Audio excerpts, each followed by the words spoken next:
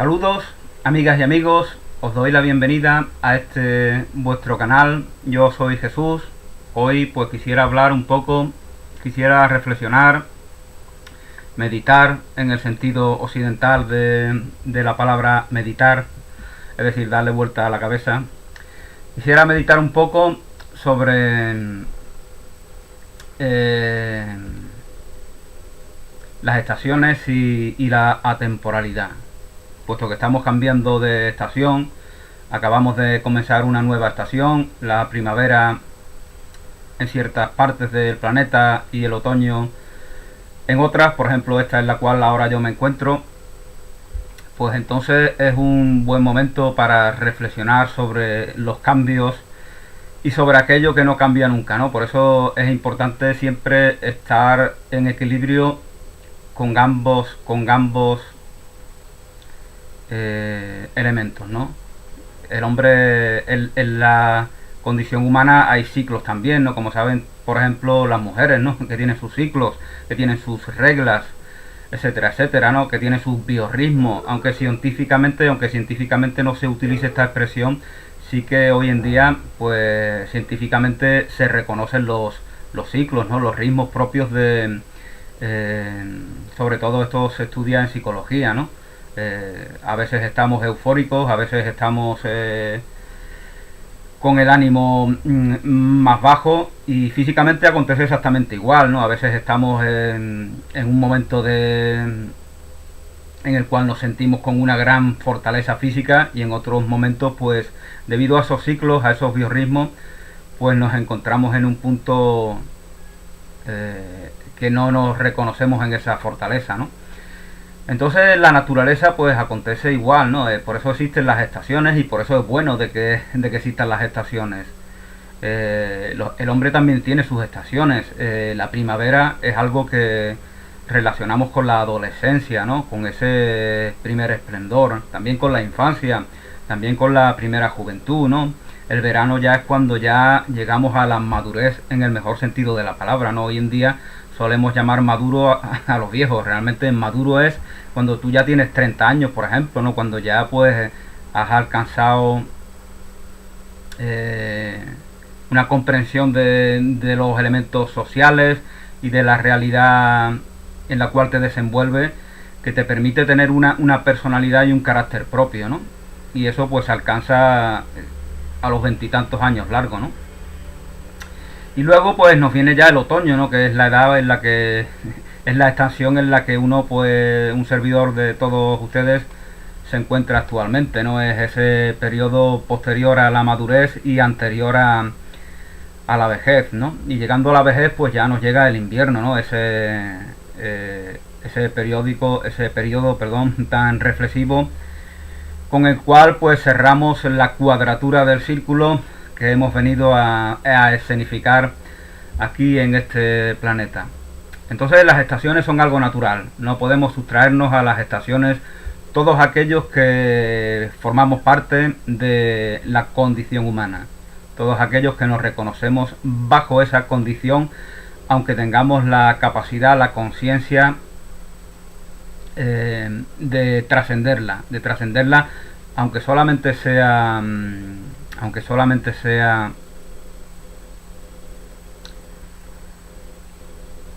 en un momento en específico, ¿no? Porque la verdad está en la incondicionalidad, ¿no? La verdad no está en condiciones, la verdad no está en limitaciones, en segregaciones, en compartimientos. La verdad está en la incondicionalidad, en aquello que no necesita comparar, contrastar. Porque la verdad, si la verdad lo es todo, no puede haber nada que se compare, que se contraste, o que pueda equipararse a la verdad, ¿no? La verdad, esa verdad que nos hace libres, como bien nos dice Jesús, ¿no? Que siempre apela a la razón. Es lo que bien nos daba a entender León Tolstoy en su libro El reino de Dios está en vosotros, entre otros maestros y místicos y pensadores, filósofos de todas las épocas, ¿no? Nos daba a entender que Jesús no quiere que tú te muevas por una fe ciega, sino quiere que tú, a través de tu propia comprensión, a través de tu propia razón, despiertes a aquello que Él está compartiendo contigo en sus mandamientos y en todo lo que Él comparte, por ejemplo, en el Sermón de la Montaña y en otros pasajes de los Evangelios, ¿no? Pero bueno, este no era el tema de hoy, ¿no? El tema de hoy eran las estaciones y la temporalidad. Es importante darle el espacio a ambos y saber reconocerlos en armonía. El ser es atemporal, el ser no tiene condiciones, el ser no necesita de biorritmo, no necesita de experimentar en una cosa y en la contraria. La condición humana sí lo precisa, si precisamos de día y noche, de frío y de calor, mujer y hombre, infancia y madurez. Precisamos de infinidad de contrastes. Porque eso es lo que nos permite a nosotros manifestar lo que somos en el plano perceptual. Eso es lo que nos permite. Podemos hablar, podemos expresarnos oralmente gracias a que existe el silencio. Si no existiera el silencio en cada sonido que emitimos oralmente, pues cuando habláramos hablaríamos así, ¿no? Como el ordenador cuando se estropea, ¿no? Cuando se estropea la tarjeta de sonido, ¿no? Como dicen los que entienden de informática, se estropea y escuchamos, no escuchamos ya las palabras ni la música ni nada. ¿Por qué? Porque el silencio ha sido obturado por completo. Entonces todo es una repetición del mismo sonido. Y eso es lo que nosotros expresaríamos verbalmente si el silencio no nos permitiera diferenciar cada sonido para que una armonía entre todos ellos vaya elaborando un discurso inteligible, ¿no? e inteligente que tenga un contenido y que sea comprendido. Esto pasa igual como en el cine, ¿no? En el cine antiguo, ¿no? Cuando las primeras películas que se usaban esos rollos tenían algunas imágenes en negro que en principio no se sabían por qué tenían que estar ahí. Pero si esas escenas, imágenes, fotogramas en negro, completamente en negro, no estuvieran ahí, la película no se vería. Entonces se necesita el contraste, se necesita la comparación, lo necesitamos en la condición humana, lo reconocemos y no pasa nada. Nada nos obliga a... Es lo que dicen algunos, ¿no? Hace falta la tristeza para reconocer la alegría, pero es cosa de tonto clamar por estar triste, ¿no? ¿Tú qué quieres, estar triste o estar alegre? ¿Tú qué quieres, reírte o llorar? ¿Tú qué quieres, gozar o sufrir? Si eres inteligente preferirás aquello que te satisfaga, ¿no? No clamarás por lo contrario para contrastarte con ello. Pero bueno, como estaba comentando, en el mundo y en la condición humana existen las estaciones. Existe la primavera, el verano, el otoño, el invierno, y cada momento tiene una significación. En la vida humana acontece exactamente igual. Todo tiene su propio valor, todo tiene su propia integridad, su propia significación. Ninguna estación es mejor que otra. Las estaciones se dan en todas las partes. También se da en Ecuador, ¿verdad? Alguien puede decir, no, en Ecuador siempre hace calor. Pero en Ecuador, por ejemplo, por citar un país que está en el Ecuador, no se me ha corrido otro. En el país llamado Ecuador, pues a lo largo del año hay muchas diferencias. No es lo mismo la sin haber estado yo nunca allí y sin haber leído al respecto. Sé que no debe de ser lo mismo la meteorología en febrero que en agosto, en mayo que en noviembre. Es decir, hay cambios, hay estaciones, hay biorritmos, hay ciclos, como los queramos llamar. Yo les llamo biorritmo porque para mí la Tierra es algo vivo también y por lo tanto sus ritmos, sus ciclos dan noticia de algo que le acontece a un ser vivo. De la tierra emanan las flores, las plantas, la naturaleza. En decir que la tierra no es algo vivo, que es algo inanimado, es lo mismo que decir que de lo inanimado emana la vida, es decir, de lo muerto emana la vida.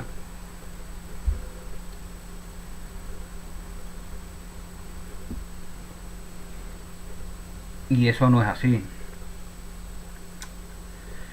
Digamos que aquello que está muerto está vivo en otro sentido. Incluso los cadáveres que tienen la capacidad de crear algún tipo de bacteria o de otro tipo de otras formas de vida, en ellos se da eso porque en algún sentido sigue estando vivo, y por eso la tierra a través de su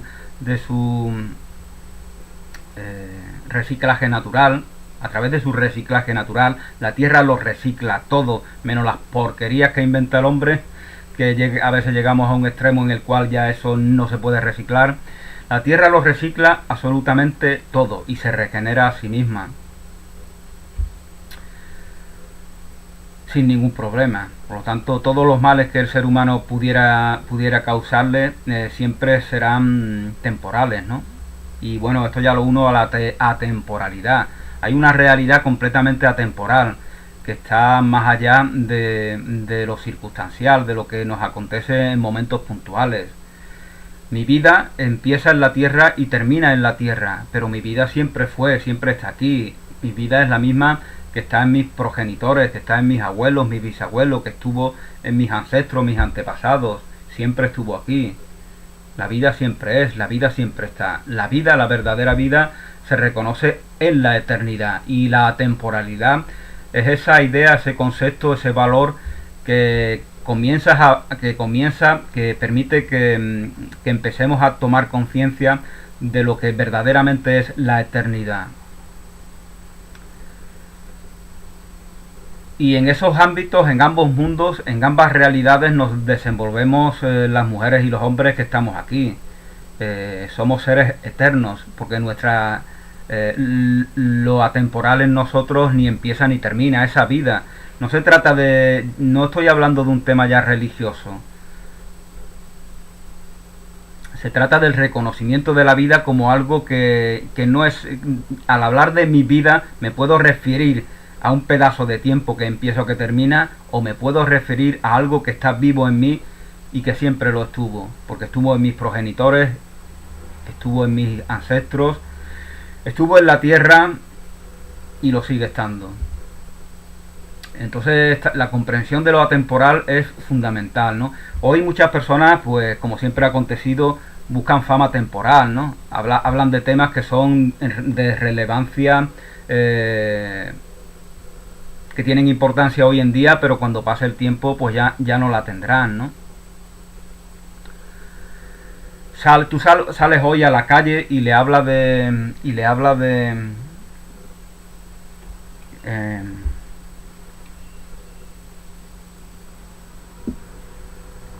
se me ha olvidado se me ha olvidado el que iba a citar.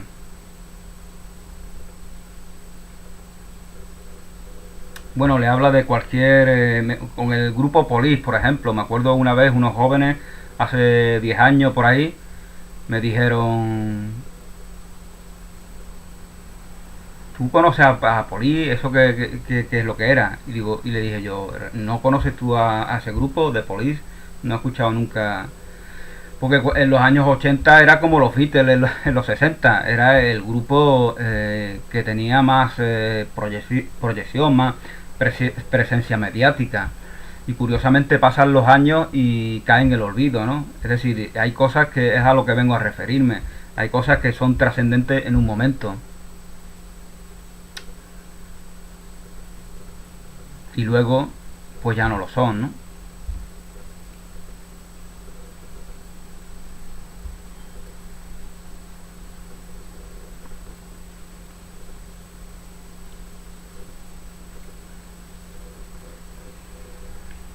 Y como os comentaba, pues algunas personas buscan tener notoriedad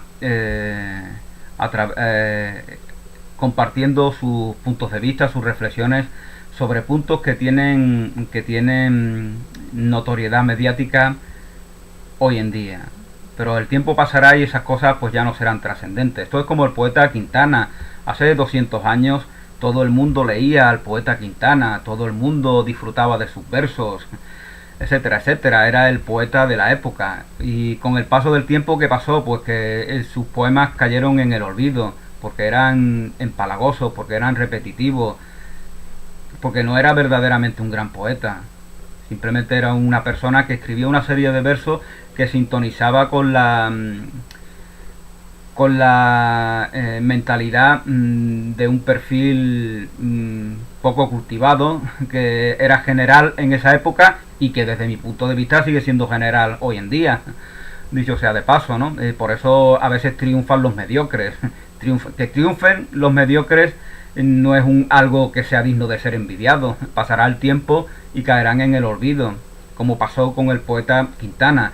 ¿Y qué pasa con otros poetas? Bécquer, Espronceda, Cadalso, Rosalía de Castro, pues que esos poetas ya, que en principio no se les consideraba en exceso, o quizá algunos sí, pero pasa el tiempo y ellos van ocupando su verdadero lugar, porque ellos sí fueron grandes poetas. Entonces,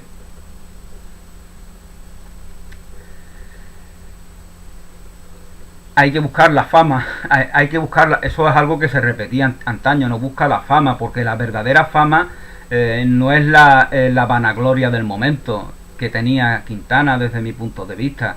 Su fama fue la vanagloria del momento. Él no se cultivaba, él se dormiría en sus laureles. Vamos, tampoco lo conozco yo a él, ¿no? Tampoco es que haya leído mucho sobre su vida, ¿no?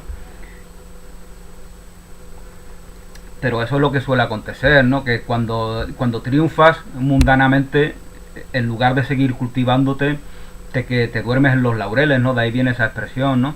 Entonces mejor te vendría no triunfar, mejor sería que te ignoraran, porque de esa manera vas a seguir probando otras cosas o vas a seguir teniendo un sentido autocrítico que te permita ir mejorando, ir progresando, etcétera, etcétera. Entonces, bueno, como os comentaba, pero aún así os decía que es bueno buscar buscar la fama, pero no desde la falta de aprobación. Busco que se me apruebe porque me desapruebo. Busco que se me apruebe porque verdaderamente la vida es relación, la vida es compartir. Y cuando hablamos es porque pensamos que alguien nos está escuchando. Si escribimos libros, si componemos canciones, si pintamos cuadros, es porque estamos convencidos de que ahí al otro lado hay alguien que está disfrutando de aquello que estamos compartiendo con ellos. Por lo tanto, todos buscamos la fama, todos buscamos el gozo de nuestros semejantes, que disfruten con lo que compartimos con ellos.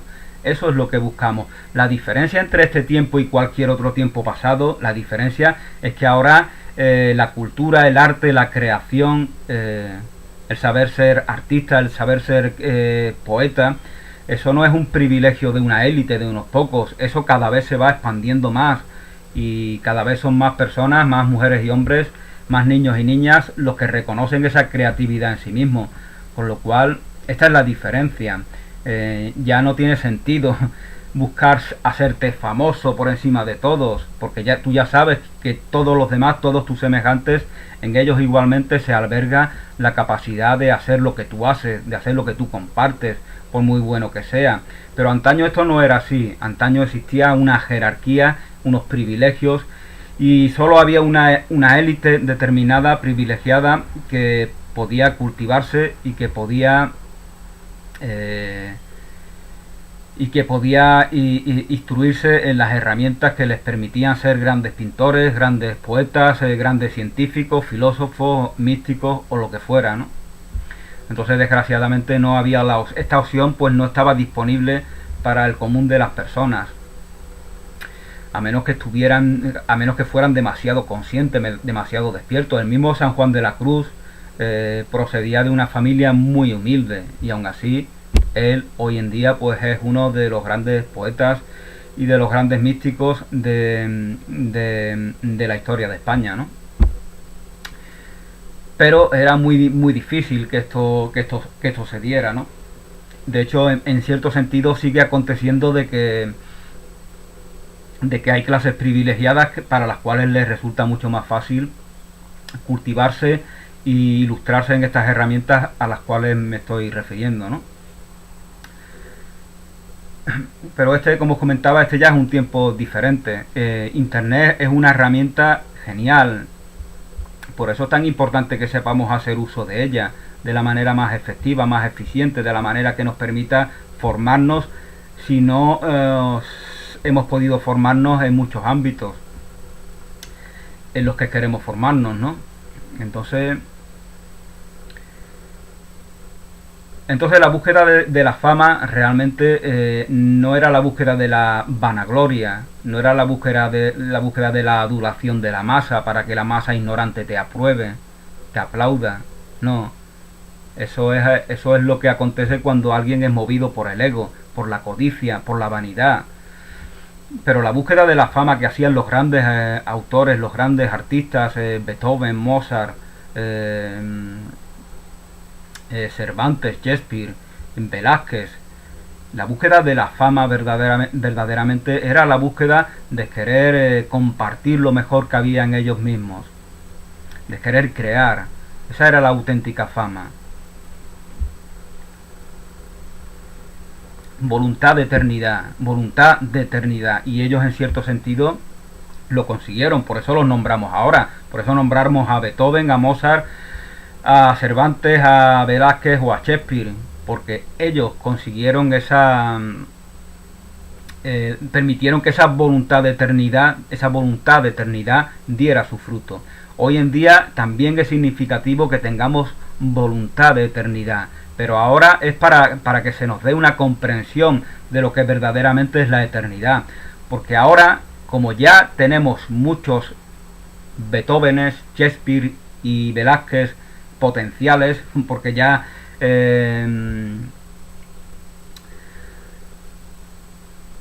lo que antes era para una élite privilegiada ahora está disponible cada vez para más personas. Entonces ya no tiene sentido que aspiremos a una cúspide de una jerarquía mundana. Lo que tiene sentido es incentivar a nuestros semejantes a que se cultiven, incentivar a nuestros semejantes a que emulen el ejemplo de estos grandes artistas, por ejemplo, de los grandes filósofos, de los grandes místicos, etcétera, etcétera, etcétera. Porque ahora cada vez hay más personas que están expuestas a cultivarse y a dar fruto de ese propio cultivo que hacen en sí mismos, ¿no?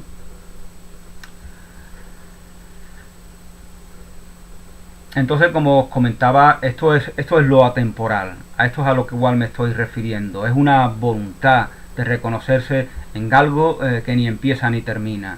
Y eso es una idea significativa, porque en la mente humana todo opera como ideas. Pero esta idea significativa igualmente hay que equilibrarla, armonizarla, que no se oponga bajo ningún concepto, que no esté en combate, que no esté en disputa con lo cíclico, con las estaciones, primavera, verano, otoño, invierno. Siempre estamos en una estación, siempre hay una realidad que nos permite que cultivemos unos elementos o que cultivemos otros, que manifestemos unos valores o que manifestemos otros. El verano es más lúdico, el verano es más propio para el esparcimiento. En el verano pues recogemos las uvas festivamente, las uvas del vino, ¿no? Y en el invierno pues al contrario se da un recogimiento, nos recogemos en nosotros mismos y también los entornos familiares, los entornos rurales, urbanos, todo se recoge sobre sí mismo de una manera introspectiva.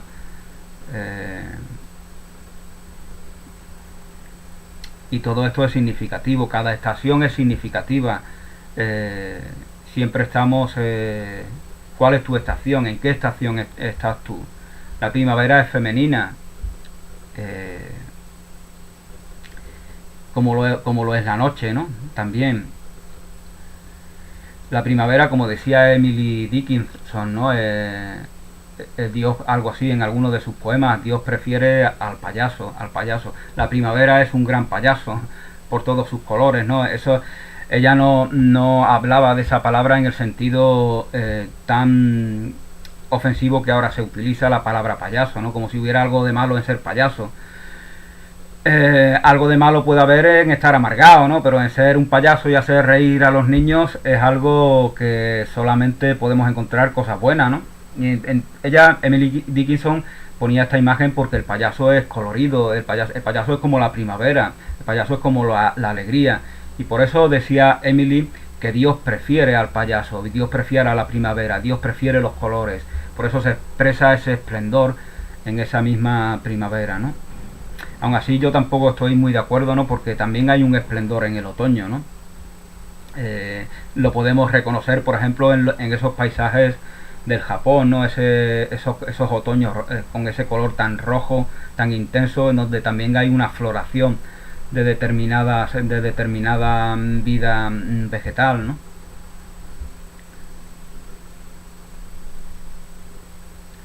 Entonces, bueno, esta era la reflexión que quería hacer yo hoy, aprovechando de que acabamos de comenzar hace unos días una nueva estación. Y realmente las estaciones son ciclos. También se dice eso, ¿no? De que los antiguos, no sé si será verdad, los antiguos atlantes intentaron modificar el eje de la Tierra para que siempre viviéramos en una primavera, ¿no? Entonces eso fue un gran error, ¿no? Suponiendo que hubiera sido, ¿no? Aunque sea una invención de los magufos, es significativo, ¿no? El que queramos vivir siempre en primavera, porque es una manera de sustraernos a nosotros de todo lo que nos ofrece el resto de las estaciones, el otoño, el invierno y el verano, ¿no? Y todas nos ofrecen algo. Todos los ciclos, todos los elementos de cada ciclo nos ofrecen algo. Están ahí porque son significativos. Nos hacemos viejos porque tiene sentido hacernos viejos, porque tiene sentido tener 80 años. Si lo vemos desde la aceptación, pues va a ser mucho más difícil que tengamos una vejez enfermiza, ¿no? Llena de achaques y de dolores, ¿no? Ese es mi punto de vista. Si nos reconocemos en la importancia de esa estación invernal de la vida humana como algo significativo, como algo que nos permite tener determinadas vivencias y determinadas experiencias que no podemos tener en otras estaciones de la vida humana, como lo fue la del verano y la primavera, ¿no? Cuando éramos niños, adolescentes, jóvenes, entonces vivíamos y experimentábamos determinado tipo de cosas, ¿no? Y aunque también haya un poco de otoño y de invierno en la vejez, porque todo está en todo, aún así, y aunque también haya algo de primavera, y es bueno que lo haya en el invierno de la vida, cuando ya nos hacemos ancianos, esa es la eterna juventud, ¿no? Es una manera de vivir, es un estado de conciencia la eterna juventud, no se trata de una juventud física, ¿no? De alguna manera es mantener siempre ese entusiasmo, esa alegría, esa ilusión, esa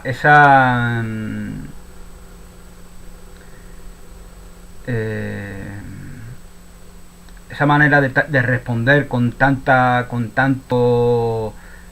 euforia y con tanto compromiso, como generalmente de responder ante los desafíos, ante los retos de la vida cotidiana, como generalmente lo hacen los que son muy jóvenes, ¿no? Cuando ya nos hacemos viejos, pues ya tenemos menos objetivos, ya estamos expuestos a perder un poco el entusiasmo, ¿no? Y eso es la parte buena de conservar ese espíritu juvenil, ¿no?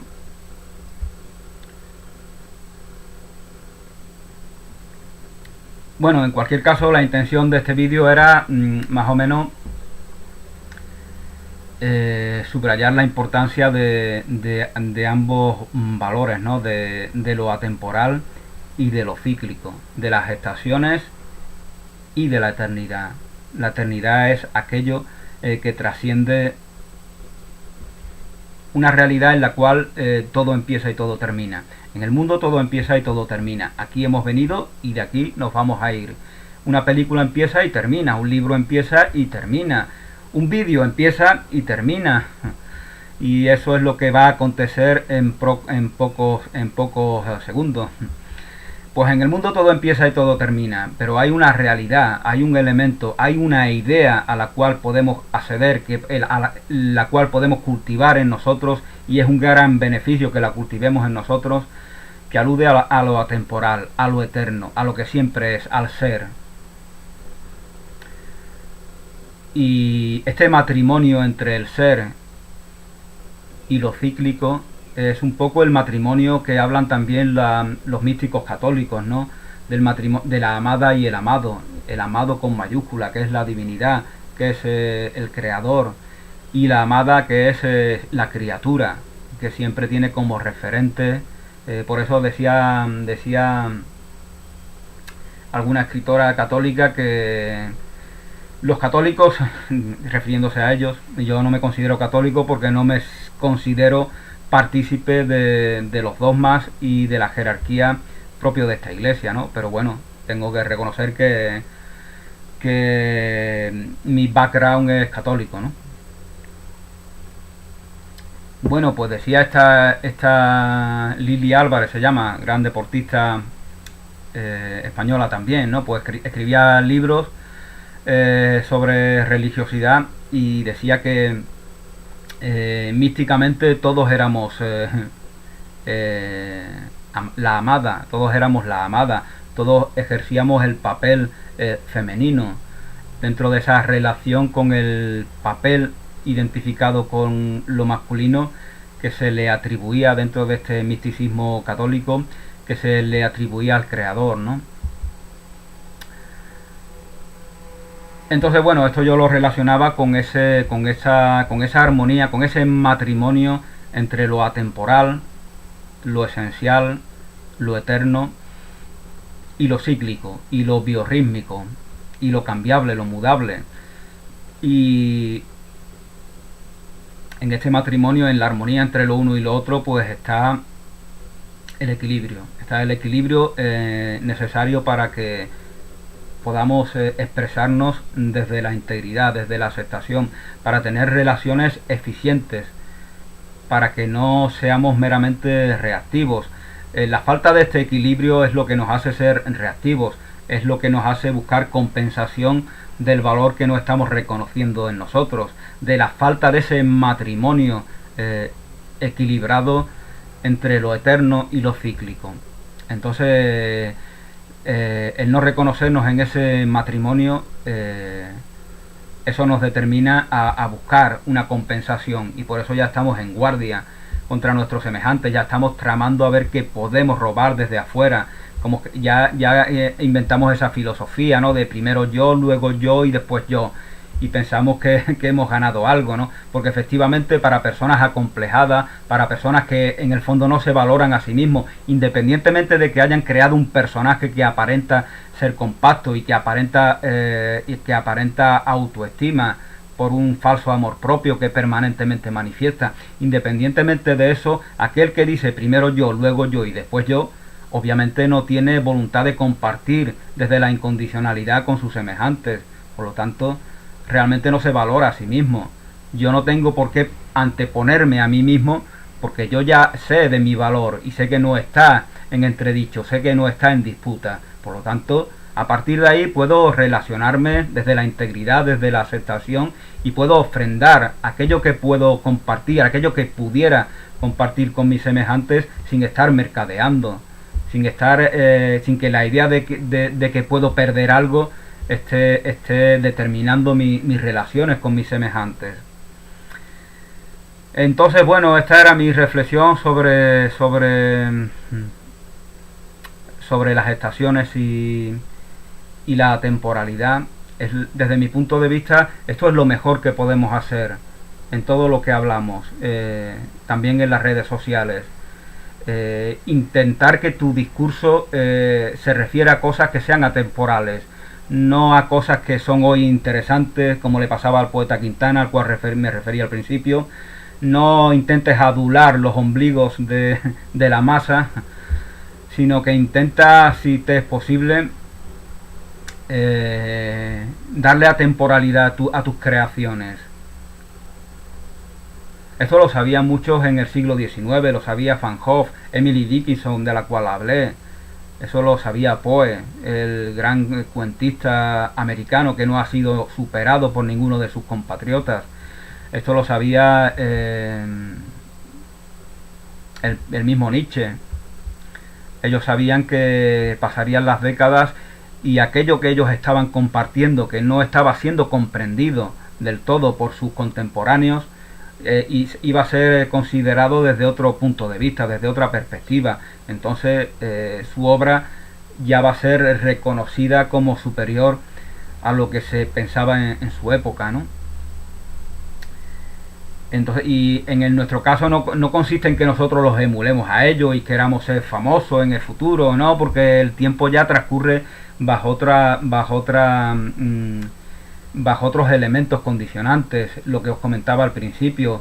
Ahora ya podemos tener miles de Velázquez, miles de Shakespeare, miles de Mozart, ya podemos tenerlo, porque ya tenemos la capacidad de crear una sociedad en la cual todos podamos formarnos, todos podamos cultivarnos. Entonces querer la fama mundana ya no tiene absolutamente ningún sentido, como no lo sea para el ego. Solamente el ego busca la fama mundana, no la fama eterna, no la gloria, que es sinónimo de gloria verdaderamente, que es voluntad de eternidad. Y esto, como os lo explicaba al principio, pues no lo voy a repetir ahora al final. Bueno, como os dije, en el mundo todo empieza y todo termina, y como este vídeo está en el mundo, aunque no sea del mundo aquello que quiero compartir con vosotros, pues este vídeo da por término aquí y ahora. Gracias, bendiciones y hasta una nueva oportunidad.